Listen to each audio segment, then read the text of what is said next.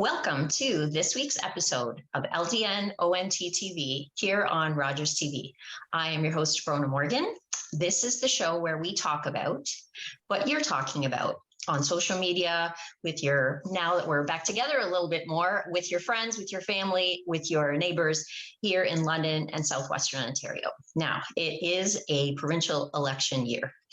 And we are just marking the 2-year mark of the global pandemic. So what's on a lot of people's minds right now and what a lot of people are talking about is healthcare. And we're going to hear a lot about that in the coming months because healthcare is something that the provincial government has responsibility for looking after for us here in Ontario. And when we talk about healthcare, I know what's been on a lot of people's minds lately is capacity. And how do we increase capacity in the healthcare system? Because, the capacity issue has come up so many times during the pandemic. So politician response often will be, here is funding that we will go put towards more beds, more capacity in the healthcare system. But the other side of that is, how do we keep people out of the healthcare system? Prevention. It's a tough one. It's a tough one to measure because how do you measure how do you quantify the people that don't become a part of the healthcare system or don't become users of a hospital or high-level healthcare because we stopped the problem before it even started? That's the concept behind a fantastic not-for-profit organization called G.R.O.W. G.R.O.W stands for Grounded Roots, Open Wings, and we have the pleasure today of speaking with its founder, Dr. Bronagh Kasher. Welcome to the show, Bronagh. Thanks so much, Bronagh. It's great to be here. So, Bronagh, can you talk to us about why you started this fantastic organization? Yeah, so there's a lot of different reasons, but I guess I'll start by saying that I'm a family doctor and I started my practice only taking patients who didn't have family doctors already. And I noticed that there was a huge number of people with trauma, mental health, addictions, all of those kinds of issues. And the more work that I did on it, the more I realized how much time and money and resources went into trying to treat these people, and asked myself, there must be a way to stop this from happening. Kind of at the same time, I had my own kids and I had twins and I had a really difficult pregnancy and a really difficult postpartum period. And I just thought, wow, if I am struggling, I wonder what everybody else is doing. I mean, I have a great family, I have a great support system, and it was still so difficult. And again, right around the same time, I read a book called The Deepest Well that I found incredibly practice changing. And it's by Nadine Burke-Harris, and she started an organization called the Center for Youth Wellness that we are, trying to somewhat model G.R.O.W after. And what she found was she looked at some old studies, and the old studies showed that individuals who'd experienced adverse childhood experiences, so ACEs, had a higher risk of developing multiple medical conditions, both mental health and physical conditions. And so the more I started to look into this and the more I started to speak with, other members of the community, it became really clear that one of the best ways that we could prevent issues with mental health and addiction and physical health, things like cardiovascular disease, diabetes, all those kinds of things, was to prevent the intergenerational transmission of trauma and to limit the number of ACEs that our population experienced. And so that's sort of where it came from. And we've obviously continued to evolve, and we will continue to evolve, but that's sort of the premise behind what we're trying to do. All right. So G.R.O.W is located here in London. Mm-hmm. What services and how does somebody access the services that G.R.O.W provides? So in your intro, you talked about access and you talked about capacity, and that's really a big issue that we're seeing right now. I'd love to be able to see everybody who wanted to come and see us. Unfortunately, right now, just because of capacity issues, we're trying to be very strict and only see people who don't have any other access to care. So nobody, no family doctors, no pediatricians, and you'd be surprised at the number of people in our city who don't have any sort of access to regular medical care. So we get referrals from the hospital, we get referrals from like midwives, CAS, other groups like that. But essentially what we're trying to do is find families who don't have other access to care. And if they meet our eligibility criteria, which include things like high ACEs or history of mental health issues or low income, if they meet our criteria, then we provide, a whole host of wraparound services to try and, again, prevent that transmission of trauma from one generation to the next. Absolutely. So in terms of the services, this goes all the way from the prenatal period to, I think, the child being 5 years old. You got it. So what we'd really love to do is even catch people before they become pregnant. So we have a program called Annex where we're seeing individuals who've graduated from post-secondary school, but don't have a primary care provider. And so we'll see them. So ideally, we're catching that preconception group. Then we see people prenatally, postnatally, and then up until the youngest child in the family is 5 years old, or until they've sort of achieved their goals as a family and we can pass them on to a more long-term primary care provider. Fantastic. And who are the service providers at G.R.O.W? So there's obviously you, the family physician, and who else would you potentially be seeing or getting served by if you were so we have a pediatrician. We have a number of family doctors.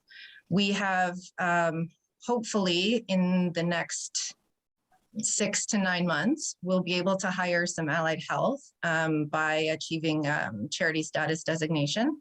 And we'll be bringing on social work. We've got partnerships with a lot of the groups in the city. So King School of Social Work, with the School of Physiotherapy to provide infant and pelvic physiotherapy for families. We've partnered with the med school, with the NP schools. Who else do we have here now?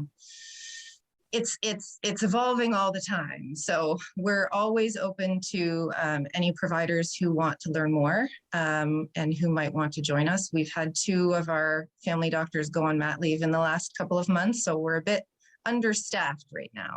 But we are definitely still open for business. And the concept is wraparound care. So the parents, the child, services for the whole family. That's the concept. You got it. So the idea is that, things don't happen in a vacuum.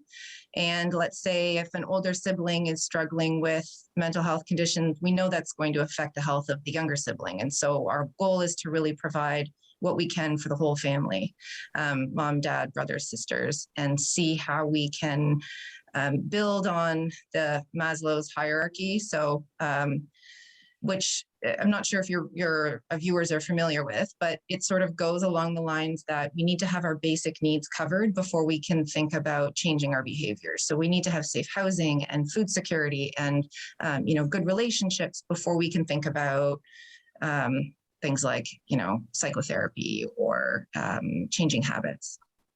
And so you provide education as well as referrals, things like that, so you can have those basic needs met and then move on to the healing.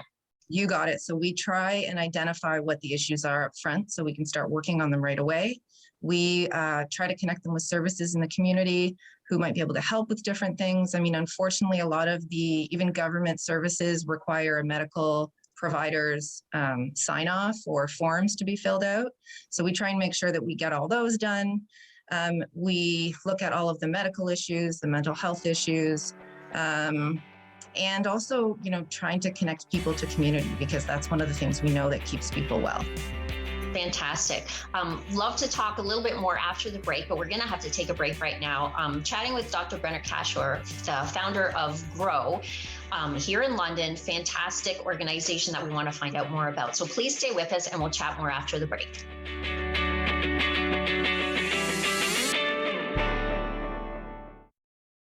This program is brought to you by the following sponsors. Carbon monoxide is a deadly gas you can't see, smell, or taste. Homes with fuel-burning appliances and/or attached garages must have working CO alarms installed outside all sleeping areas. Don't let the silent killer get you. Install working CO alarms today. For more information about the vaccine and eligibility, visit healthunit.com. To book an appointment, call the number on your screen or book online at covidvaccinelm.ca. Salt. Toast is burning. Toast is not.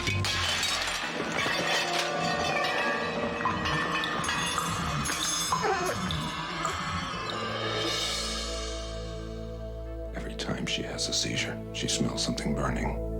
Now, if we can provoke that smell by probing the surface of the brain, we'll find the source of the seizures. Mrs. Gold, do you feel anything? I can see the most wonderful lights. And now what do you feel? Did you pour cold water on my hand, Dr. Penfield? Now what? Oh, What is it, Mrs. Gold? burnt toast. Dr. Penfield, I can smell burnt toast. Dr. Wilder Penfield. He cured my seizures and hundreds more. They say he drew the roadmap of the human brain. We just called him the greatest Canadian alive.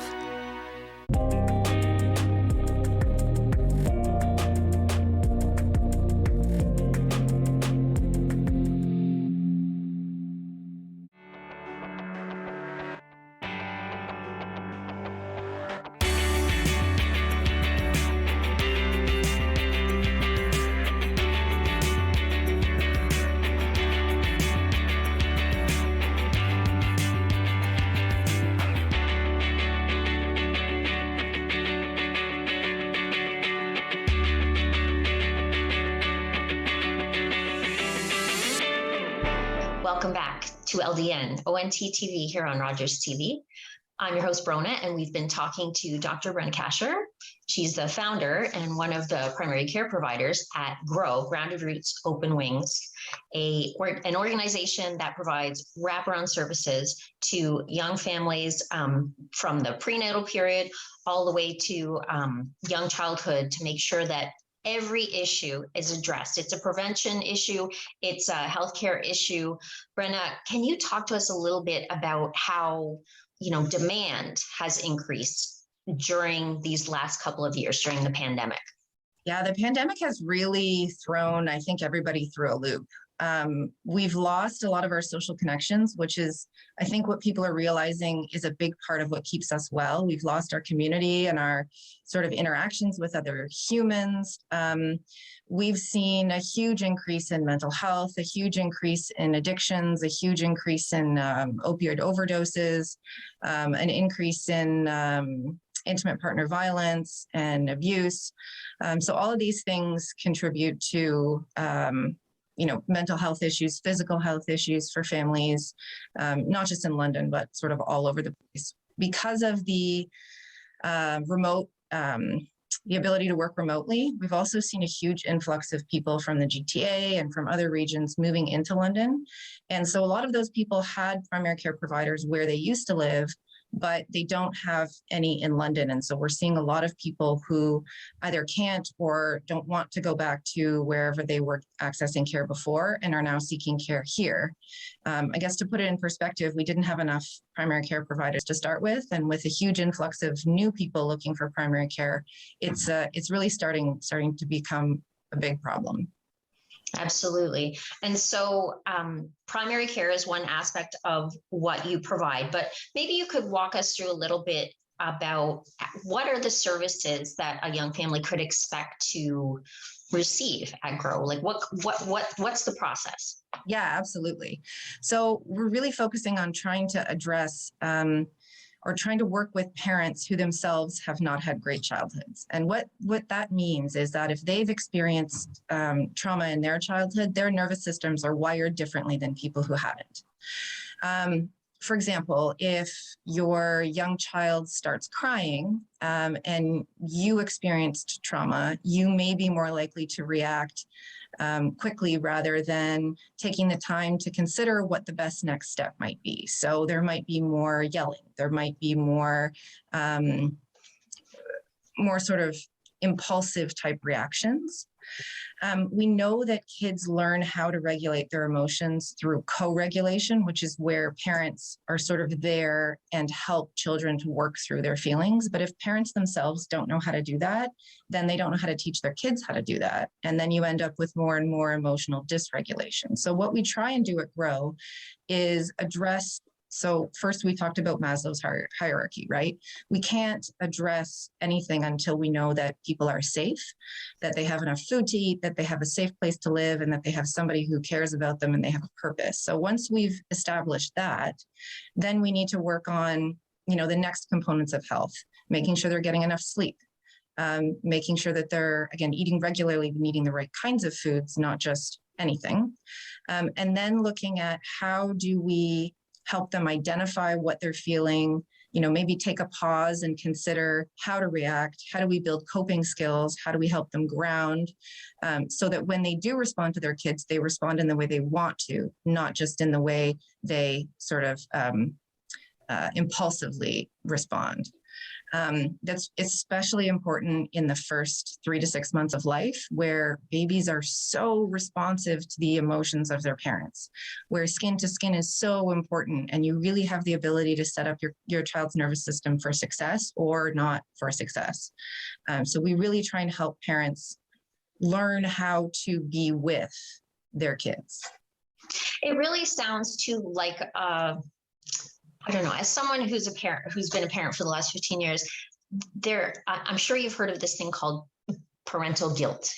And this really sounds like something that could be incredibly helpful in that regard. Like, what if the first 3 to 6 months weren't perfect? What if your situation wasn't great and you weren't able to do those things? We keep that those things you really internalize for a long time. So it sounds like a great place to kind of talk to parents about and talk parents through that guilt.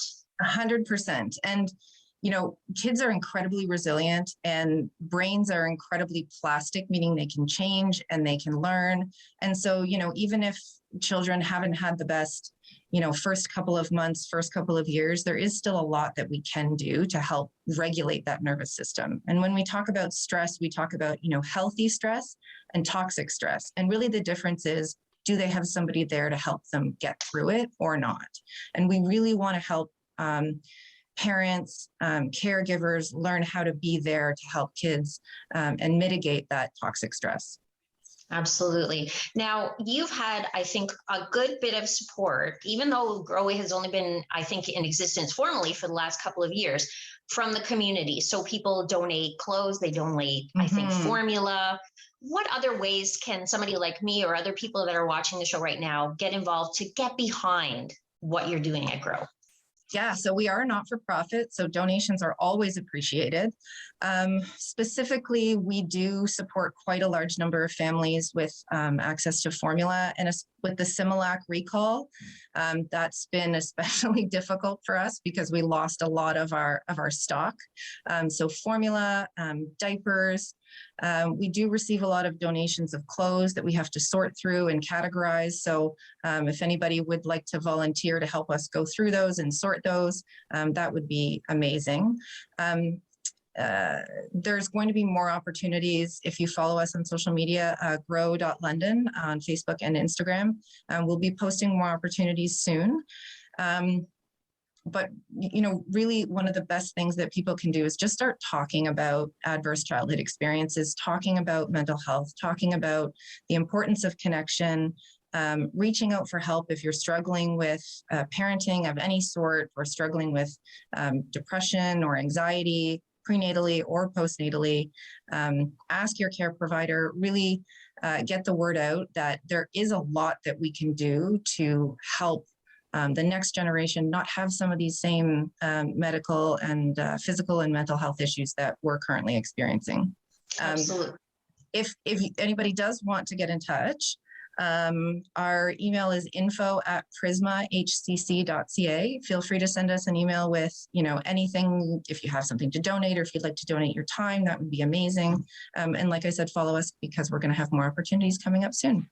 Fantastic. And this is a real labor of love, I think, for you, because you saw the need while you were pregnant, and now you've just kind of taken it forward. And it's really inspirational to see like how, somebody can just take an idea and grow it into something, really grow it, I guess, into something. Yeah, I mean, I can't say I did it alone. We have an amazing team here. I get support from them every single day. So finding the right people who also believe in the cause, I think is really important. And we've got such a great team here. I'm so grateful for everyone.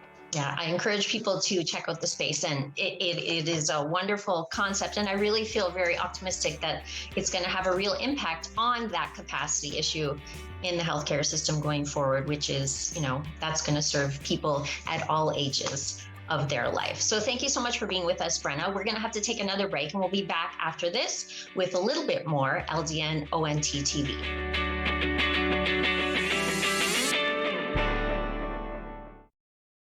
This program is brought to you by the following sponsors.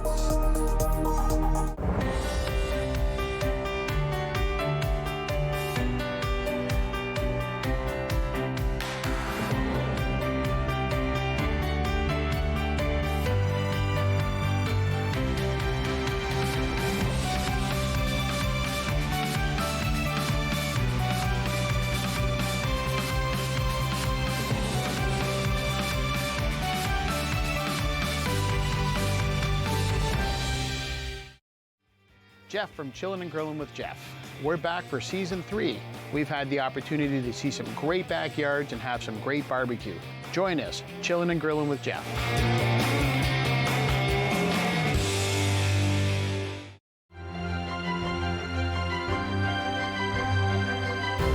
I'm Shannon Woolley, host of Batter Up Beachville on Rogers TV.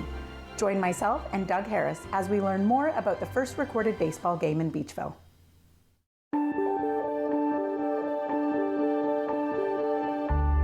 You're watching Rogers TV.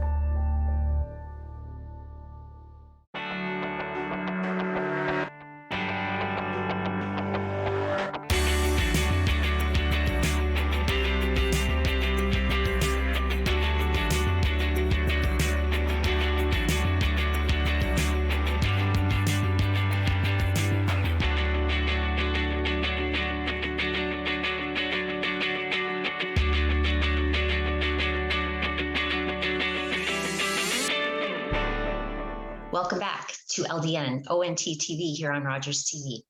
We spoke last week with River Christy White, who is involved in an event that is coming up April 1st for World Autism Day, which I believe is April 2nd, maybe it's April 1st. So anyway, we'll get the information from Jessica. Jessica is an autism parent, and she's got the inside scoop because she's going to be participating in the event as well. Spin Today for You tomorrow. Thanks for coming to the show today, Jessica. Thank you so much for having me.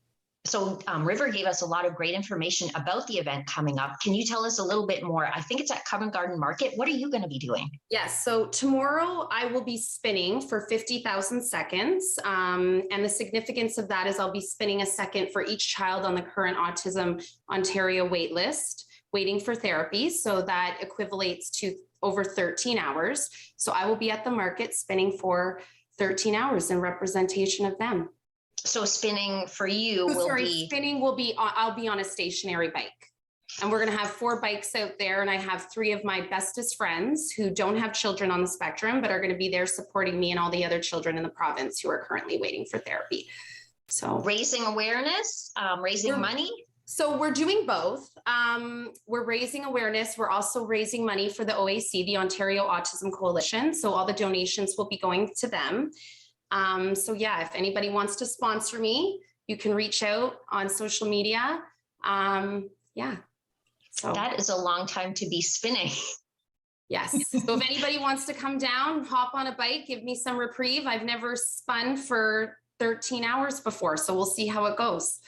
I'm very passionate about the topic, so I think I can push along. I think I can do it.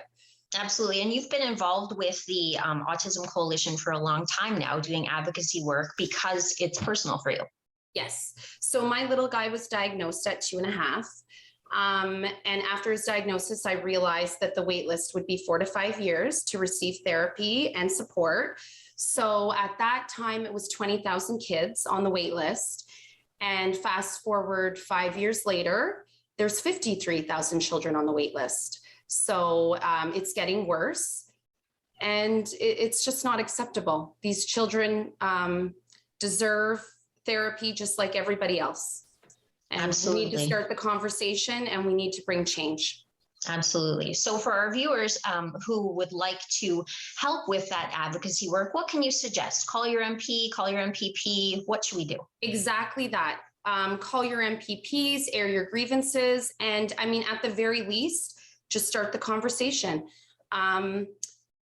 Educate people on what's going on. If Easter's coming up in a couple weeks. We've all been locked up for 2 years. So if you're running out of conversations, bring it up at the Easter dinner table. Let people know that there's 53,000 children waiting to access therapy for autism. And just in the last 3 years, only 600 children have gotten into this new program that Doug Ford has implemented. So even if next year we get super zealous and we times that by 10 and 6,000 children enter the program, that's still 8.5 years of waiting. And to put it in perspective, kids usually don't get diagnosed till they're about 2.5.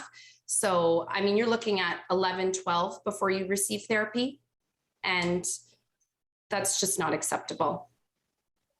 Well, thank you so much for all of your advocacy work, Jessica. I know that you're really involved in the event coming up tomorrow, and I think you've given us a video that I think our viewers are going to enjoy. So we're going to have to say goodbye and say thank you for tuning in this week. Thank you to our guest on LdnOnt this week, Dr. Bronagh, as well as Jessica Ashton, autism advocate and parent. And we hope you'll enjoy this little video about the event that's coming up on April 1st. Spin Today for Youth tomorrow.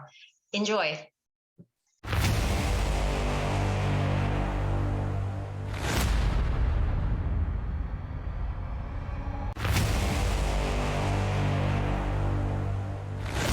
I'm spinning for my good friend's son. I'm spinning for my nephew Ashton. I'm spinning for my patients. I'm spinning for my nephew. I'm spinning for my special little buddy. I'm spinning for the little boy I babysit. I'm spinning for my nephew. I'm spinning for my members. I'm spinning for my friend's son. I'm spinning for my students. And we're spinning for my neighbor. I'm spinning for my hairdresser's son. I'm spinning for my autism friends. I'm spinning for the coolest guy in town, my little cousin. I'll be spinning for my patients. I'm spinning for my little brother. Action.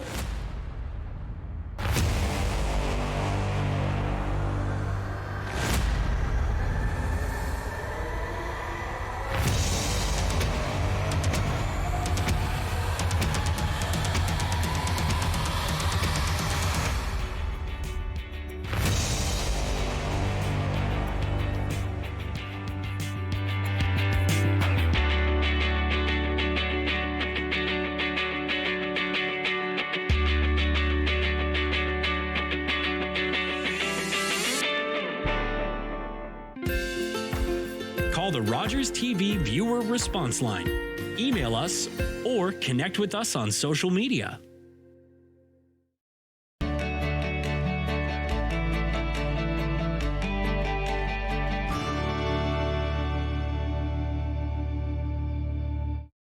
It isn't the heavy trays that make the job difficult, or the fast pace you need to keep up. It's not working another double because someone called in sick. What makes the job tough is the moment you realize a customer has had enough and you have to make that decision not to overserve. Refusing service isn't personal, it's the law. We know it's not easy, but we're counting on you to keep us all safe. Thank you, servers, for doing the tough job. Hi, I'm Dan Mailer. I'm the host of London Lights, the show where we talk about notable Londoners who have made a big mark, a big impact on the world of music, entertainment, sports, politics.